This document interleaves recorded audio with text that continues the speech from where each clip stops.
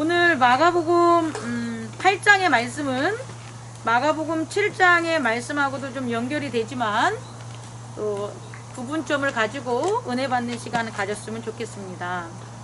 이제 우리가 사복음서에 대해서 많은 에피소드를 경험했기 때문에 지난 것이라든지 앞으로 할 것이라든지 그런 것들을 통하여 정말 예수님께서 우리에게 전달하고 싶은 말씀이 무엇인가를 깨닫는 귀한 시간 갖기를 원합니다. 아멘.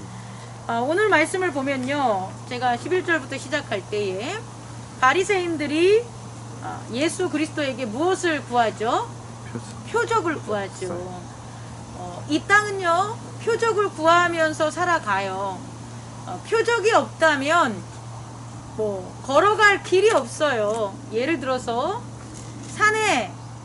산에서 우리가 산길을 찾는다고 하면 표적이 있죠. 다 높은 곳에 올라가거나 또 어떤 위험한 낭떠러지가 있는 곳을 표적을 찾아가지고 그 산을 가지, 어떠한 표적도 찾지 못하는 그런 곳에 있으면 결국 조난당하고 결국 생명을 잃게 된다는 거예요. 결국 우리가 살아가는 세상은 자기들이 살아가기 위해서, 죽지 않기 위해서 표적을 다 구해놨어요.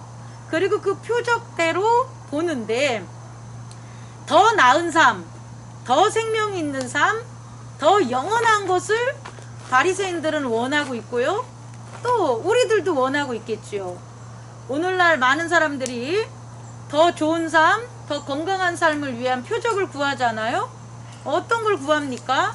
아침에 일어나면 습관적으로 뉴스를 검색할 때에 질병, 백신이라든지 치료제라든지 이런 것들이 나왔냐 안 나왔냐를 나도 모르게 검색을 하게 돼요. 이런 것들은 뭐냐면 질병을 이겨낼 수 있는 표적을 구하는 하나의 형태가 되겠죠. 유대인들, 특히 바리새인들은 로마의 이 지배를 받으면서 하나님의 나라에 대한 표적을 그들이 구하는 게 이상한 게 아니라는 거예요. 당연한 거겠죠. 그리고 하나님의 아들이라는 예수가 많은 기적을 일으키고 병자들을 고치고 귀신들을 물리치며 다닐 때에 이들 또한 예수님에게 표적을 구했습니다. 그런데 이 표적을 구하는 이들 바로 전장에 뭐가 있어요? 오병이어 기적이 있어요. 오병이어의 기적은 많은 사람들이 사실은 되게 주목하는 것이고, 여러 장에 이렇게 여러 복음서에 겹치는 부분들이에요. 또 마가복음 같은 경우에는요, 한 복음서에 여러 번 또 심지어 나와요. 그만큼 오병이어의 기적이라는 것을 사람들이 되게 중요시 여기고 그것을 갖다 하나님 나라의 표적으로 해석하려는 경향이 있을 수가 있어요. 그런데 오늘 제가 여러분들에게 전하고 싶은 것은 이 표적이, 오병이어의 표적이 예수님께서 나타난 하나님 나라의 표적이 아니라는 거예요. 왜냐면 이분이 이게 하나님 나라의 표적이야 라고 언급한 적도 없고요. 또 요한복음에 가서는 너희들이 먹고 배부른 까닭에 나를 따르는 거지 표적을 보고 나를 따르는 게 아니라라고 직접적으로 언급도 하신다는 거예요. 그러면 이 오병이어의 이런 표적을 예수님은 아니라고 하는데 자꾸 사람들은 그것을 표적이라고 생각하고 싶은 거예요. 그래서 어쩌면 오늘날 저와 여러분들도 하나님의 나라에 표적을 구하고 있지 않는가, 혹은 오늘 이 자리에 참석하지 않는 분들 중에 어떤 사정이 있어서 못 오는 분들도 있지만 어떤 분들은 표적을 여전히 찾고 있는데 그 표적을 못 찾아가지고 예배에 참석하지 못하는 그런 일이 일어나진 않는가, 우리가 깨닫는 시간을 갖기를 바랍니다. 이 오병이어 기적에서요, 우리가 주목해야 될 점은 뭐냐면, 첫 번째는 오늘날이나 그때나 성경의 기록자들이나 다 오병이어의 떡 5개와 생선 2개를 가진 그걸 갖다가 기록하고는 있는데, 또 바라고 있는데 오직하면 교회에서도 오병이어 교회도 세워놓지 않겠습니까? 그리고 물고기 개수를 갖다 세는 그런 교회도 있고요. 그런데 이게 엄밀히 살펴보면 오늘 말씀에서 우리가 확인할 수 있는 첫 번째는 뭐냐면 바리새인들은 이것을 표적으로 보지 않았다는 거예요. 첫째, 오병이어의 그런 어떤 기적과 표적이 우와 이런 게 있었으면 좋겠어. 물고기 2마리와 떡 5개로 5,000명이 먹고 나물 광주리에 7개나 그렇게 넘치는 그런 게 나한테 있었으면 좋겠어. 우리 교회에 있었으면 좋겠어. 이것이 하나님의 축복이야 라는 것을 바라고 있지만 실제적으로 말씀을 보면 바리새인들은 이것을 표적이라고 보지 않았다는 거예요. 그렇다면 어떻게 봤어요? 뭐 그렇게 일어날 수 있지 이렇게 봤다는 거예요. 여러분 이해할 수 있겠습니까? 분명히 이 액시던트의 사건은 발생됐고 이 사건들은 소문으로 전파가 됐을 텐데 그걸 들은 바리새인들은 우와 내가 놀랍다 미라클러스 사인이구나 라고 보지 않았다는 거예요. 두 번째는요, 무리들도 이 일어난 오병이어의 기적을 미라클러스 사인으로 보지 않았다는 거예요. 왜냐면 7장에 이런 표적이 일어난 것을 봤었을 때 이들이 뭐라고 기록이 돼 있지 않냐면 우와 하나님 놀랍습니다. 우와 예수님 어떻게 이런 일이 벌어집니까? 이 얘기를 안 했다고요. 예수님이 풍랑을 잠재우고 물가를 걸었을 때 무리를 걸었을 때 제자들은 두려워가지고 아니 저가 어떻게 풍랑까지 또 잠재우지? 라고 했잖아요. 근데 이 기적이 있는 이 사건에서는 그 떡을 먹은 그 무리들이 우와 어떻게 이런 일이 벌어졌지? 우와 이것은 진짜 하늘에서 우리에게 준 만나 미라클러스 사인이구나 라고 감사하는 게 안 나와요. 감탄하는 게 안 나와요. 그렇다면 이 일어난 오병이어 기적에 있어서 그 참석한 무리들 역시 이게 특별한 미라클러스한 방법이 아니었다라는 거예요. 왜? 그들이 만약에 미라클러스한 사인이었다면, 표적이었다면 그들이 분명히 깜짝 놀라거나 감사하거나 어떠한 기록들에 대한 반응이 있어야 되는데 성경에는 기록되어 있지 않다라는 거예요. 세 번째는요, 이 제자들이요 오늘 말씀에서 봤듯이 금방 어제 아니면 며칠 전에 있었던 일인데 까먹은 거예요. 만약에 이게 그 현장에 있었던 제자들이 미라클러스한 사인이었다면 제자들이 까먹었겠냐는 거예요. 제자들이 떡이 없음에 또 고민하거나 두려워하겠거나 걱정하겠냐는 거예요. 아니 이렇게 미라클러스한 사인을 우리에게 주신 분이 여기 있는데 우리가 떡 하나 가져와가지고 배고플까봐 걱정하겠냐는 거예요? 안 하겠다는 거예요. 다시 말해 오병이어의 기적이라고 말할 수는 없겠지만 오병이어의 이 사건을 세 가지 측면에서 봤을 때 바리새인들이 봤을 때도 미라클러스한 사인이 아니었고 무리들이 참석했을 때도 미라클러스한 사인이 아니었고 또 그거에 현장에 있었던 제자들이 봤을 때도 아니었다는 거예요. 그런데 그것을 중요시 여긴다고요. 그렇게 미라클러스한 사인이 아님에도 불구하고 2000년 역사 속의 성경과 교회 공동체와 하나님 앞에 나오는 자들에게 야 너희들이 바라는 게 뭐냐라고 하면 다 뭐라 그래요?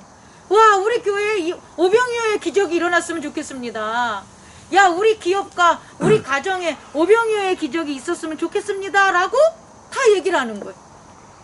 사실은 그냥 사건으로 이 당시에 기록을 보면 사건인데 이것을 표적으로 잘못된 거짓된 표적으로 인식하면서 바라면서 계승하고 있다라는 것을 우리는 확인할 수 있다라는 거예요. 그렇다면 정말 그 당시에는 무슨 일이 벌어졌을까? 그 오병이어의 사건이 일어난 그 현장에 성경적 기록으로 우리가 발견할 수 있을 땐 도대체 무슨 일이 벌어졌을까 살펴보면 이런 일들이 벌어졌다는 거예요. 첫째, 하늘에 감사했다라는 거예요. 예수님께서 하늘에 감사했다는 거고요. 두 번째는요, 음식에 뭐 했다는 거예요?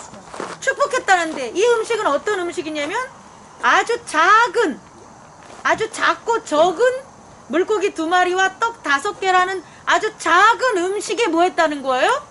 축복했다는 거예요. 그리고 그 음식을 뭐 했다는 거예요? 나누었다는 거예요. 그 다음에 네 번째로는 그 남은 음식들을 뭐 했다는 거예요? 거두어 드렸다는 거예요. 이게 다라는 거예요. 우리는 오병이어의 사건을 엄청난 표적과 엄청난 기적으로서 기대하는 심리가 있을 수 있고, 또 그렇게 말씀을 해석하고 말씀을 받으려는 경향이 있는데, 정말 살펴봤더니 그 상황에서는 뭐 있다? 감사하시고 축복하시고 나누시고 거두었다라는 거예요. 이 지극히 평범한 것, 지극히 평범한 일들이 벌어졌다라는 거예요. 어디서? 그 들판에서. 그러니 바리새인들에게는 그래? 야, 하늘에다 기도했구나. 그래? 그 조그만한 거에다가 축복했니? 축복했니? 감사하고 기도했니? 그것들을 나누었어? 그래. 그리고 남았어? 아무것도 아닌 거. 그들에게 있어서는 그들이 원하는 미라클로스의 사인이 아니라 그럴 수 있어. 야, 나도 그렇게 하고 해. 야, 나도 음식에 하늘에 저기 감사하고, 야, 나도 음식 먹을 때 기도해. 야, 그리고 나도 뭐 한다는 거예요? 나도 가난한 사람들 음식 나눠줘. 그리고 그러다 보니까 옆에 있는 사람들이 나한테 뭐 또 갖다 주대. 아무것도 아닌 거예요. 그냥 평범한 거예요. 그래서 그걸 미라클러스한 사인으로 보지 않고 계속해서 뭐 하는 거예요? 표적을 구하는 거예요. 그런데 오늘 말씀을 보면 이 바리새인들한테는 안 보인 거죠. 그들은 눈이 있어도 보지 못하고 귀가 있어도 듣지 못한 거예요. 또 그 현장에, 오병이어의 현장에 있었던 무리들이나 그의 제자들도 눈이 있어도 보지 못하고 귀가 있어도 듣지 못한 거예요. 근데 그것이 뭐냐? 분명 그곳에서 그들은 미라클러스한 사인을 보지 못했어도 그곳엔 표적이 있었다는 거예요. 그들이 보지 못한 표적. 그럼 이제 구분점이 있죠. 바리새인들이 요구하는 표적은 바로 이 현실에서 우리가 경험하지 못한 어떤 특별한 스페셜한 그런 미라클러스한 사인이 하나님 나라 거야 라는 게 바리새인들의 표적이라는 거예요. 그래, 하나님의 나라의 아들, 그리고 우리가 하나님의 자녀라면 우리한테는 아주 특별한 스페셜한 어떤 인생이 벌어져야 되고, 우리가 하는 일에 있어서는 미라클러스한 하나님의 사인들이나 어떤 방법들이 우리한테 있겠지. 교회 공동체가 하나님을 섬기는 건데 특별하게 보호되고 특별한 어떤 방어가 있겠지. 이렇게 하는 게 바리새인들의 표적이었다는 거예요. 그런데 예수님이 전하시는 하나님 나라의 표적은 이렇지 않다는 거예요. 그렇다면 예수님이 전하시는 하나님 나라의 표적은 어떻다는 거예요? 보아도 보지 못하고 들어도 듣지 못하는 거예요. 이게 뭐냐? 하나님 나라의 비밀이라는 거예요. 다시 말해, 예수님이 전한 표적은 하나님 나라의 비밀이라는 거예요. 아무에게나 막 드러나거나 하는 게 아니라고요. 그래서요, 예수님이 가르쳐주는 하나님 나라의 그 비밀은 뭐라고 돼 있냐면 크로스드, 감추어져 있어요. 그리고 실드, 봉인돼 있어요. 그러한 사인이라는 거예요. 다시 말해, 하나님 나라의 표적, 예수 그리스도가 하나님 나라의 표적이라는 걸 우린 다 알잖아요. 근데 왜 여러분들은 표적을 못 발견하냐고. 예수 그리스도가 표적인데. 다시 말해, 예수 그리스도는 하나님 나라를 크로스드, 닫아놨다라는 거예요. 그리고 감춰져 있다라는, 실드, 봉인됐다는 거예요. 누구를 통해? 예수 그리스도 안에. 그래서 예수 그리스도가 어떻게 되는 거예요? 오픈돼야 되는 거예요. 예수 그리스도를 통하여 그의 문을 열어야지만 표적을 우리는 뭐 할 수 있는 거예요? 볼 수가 있는 거예요. 만약에 그것을 우리가 그 표적을 못 찾은다면 보아도 보지 못하고 들어도 듣지 못하는 거예요. 아이, 나도 감사할 줄 알아. 나도 축복할 줄 알아. 나도 나눌 줄 알아. 나도 은혜 받았어. 이러는 거예요. 그런데 내게는 표적이 없는 거예요. 바리새인들에겐 표적이 없는 거예요. 다시 말해, 하나님의 예수 그리스도를 통한 하나님의 나라의 표적을 우리는 뭐 해야 된다? 찾아야 돼요. 구해야 돼요. 발견해야 되는 거예요. 그런데 바리새인들과 무리들과 제자들은 그걸 모른 거예요. 그냥 하나님의 나라는 드러난다, 우리에게 주어진다 라고 생각을 한 거예요. 여러분, 하나님의 나라를 그러면 감춰진 그의 나라, 그의 비밀을 우리는 어떻게 구하고 찾아야 되겠습니까? 성경에서 에피소드를 인용한다면 이렇게 하면 돼요. 예전에 설교한 것처럼 그의 나라는 두 가지 방법으로 그의 비밀과 그의 표적은 우리가 찾을 수 있어요. 첫 번째는 바늘귀를, 낙타가 바늘귀를 들어가기엔 크라 그랬잖아요. 그러면 낙타를 어떻게 만들어야 돼요? 첫 번째는 작게 만들면 돼요. 다시 말해, 봉인되어 있는 예수 그리스도의 이름 안에 감춰져 있고 봉인되어 있는 하나님의 나라를 우리가 어떻게 그것을 열고 오픈하고 그 안에 들어갈 수 있을까? 그것을 드러냈을까? 라는 방법을 찾으면 첫 번째 방법은 뭐냐? 낙타가 뭐 하면 된다? 작아지면 된다. 두 번째는 뭐 해야 돼? 바늘귀가 온 세상이 다 들어갈 수 있도록 큰 바늘귀를 뭐 하는 거예요? 발견하면 된다는 거예요. 자, 되게 중요합니다. 많은 사람들이요, 교회를 다녀요. 예수님을 믿어요. 그리고 자기들은 천국 갈 줄 알아요. 그런데 표적이 없다고. 하루하루 살아가는 하나님 나라의 표적을 못 보는 거예요. 그러면 그 사람이 어떻게 되냐면 믿음도 잃게 될 뿐 아니라 거짓된 바리새인들과 같은 껍데기 신앙으로 살아간다는 거예요. 표적을 발견하지 않으면 우리는 온전한 하나님 나라에 들어갈 수도 없을 뿐더러 그의 자녀라고 말할 수, 확신할 수 없다라는 거예요. 그렇다면 좀 아까 말한 것처럼 낙타가 작아지는 방법인데 낙타가 작아지려면 어떻게 해야 되냐는 거예요. 여러분들이 한번 생각해 보세요. 내가 작아져야 돼. 내가 작아지지 않으면 열쇠를 열 수가 없다니까요. 표적을 구할 수가 없다니까요. 내가 작아지는 방법은 회개와 용서밖에 없어요. 회개하고 용서하면 그 결과가 뭐냐면 내가 보잘것없구나, 내가 잘못했구나, 내가 어리석구나 라는 것들이 당연히 발생될 수밖에 없어요. 회개와 용서를 하지 않으면 내가 자꾸 커져요. 아, 목사는 크지. 아, 내가 가진 돈은 많지. 아, 내가 살고 있는 집은 엄청 넓지. 그렇게 해서 계속해서 자기가 커지는 거예요. 그럼 내가 작아질 수 있는 방법은 뭐밖에 없다? 회개하는 거예요. 아, 내가 잘못했어. 내가 밥을 나 혼자 이렇게 고기를 먹었네. 에이, 부모님한테도 하나 사다 드려야 됐는데 내 잘못했네. 응? 아, 내가 자녀한테 넌 돈 좀 아꼈어. 성질을 확 냈어. 아, 내가 잘못했네요.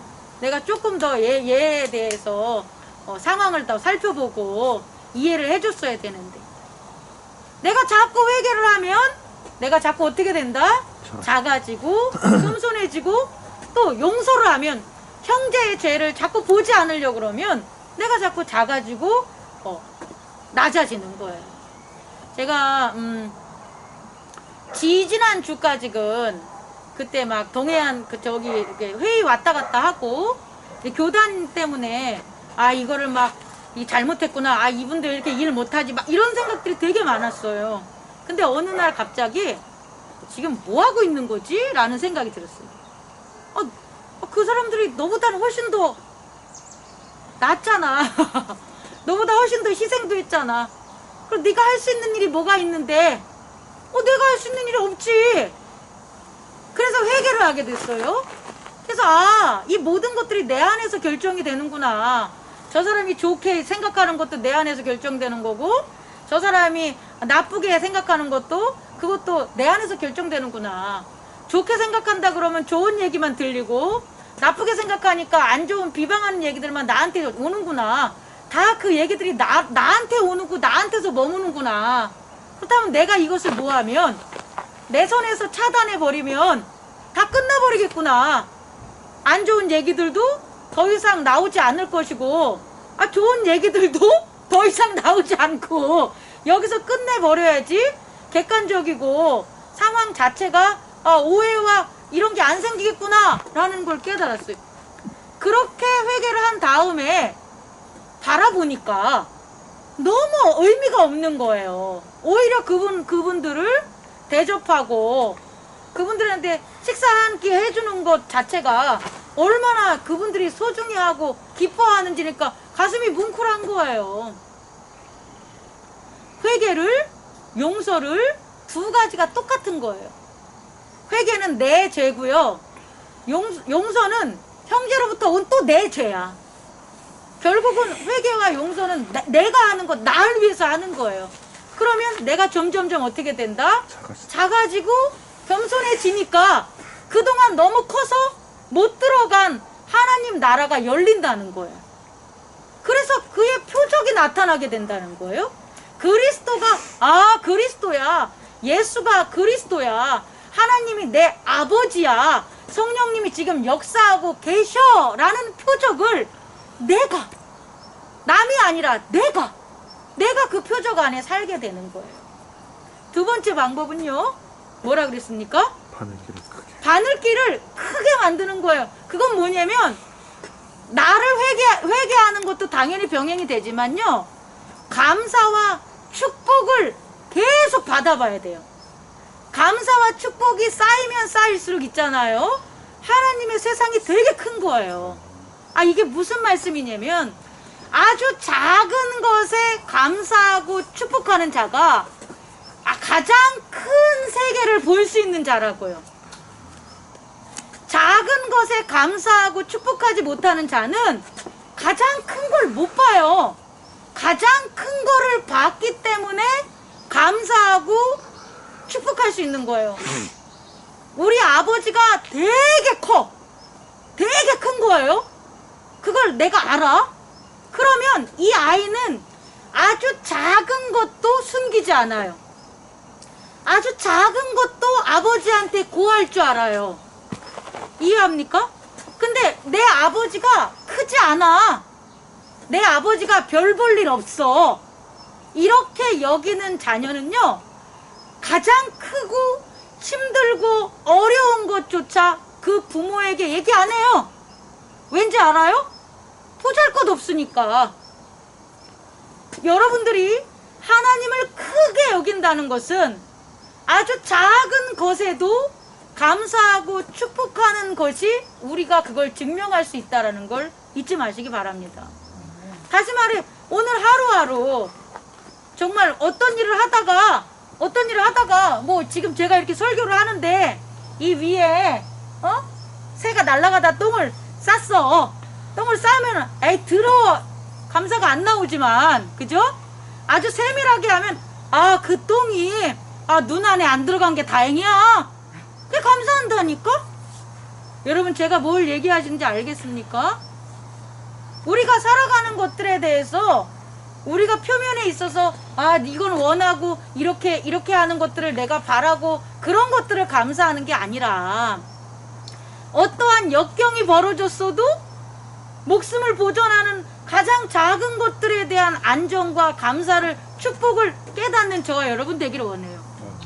그럼 하나님 나라가, 하나님이 얼마나 크신 분인지를 아니까 표적이 그냥 널려있지. 얼마나 많은 표적들을 보겠어요. 근데 그게 아니라 하나님 아버지를 적게 여기고 낮게 여기고 바늘보다도 작게 천국을 여기니까 하나도 안 보이는 거예요.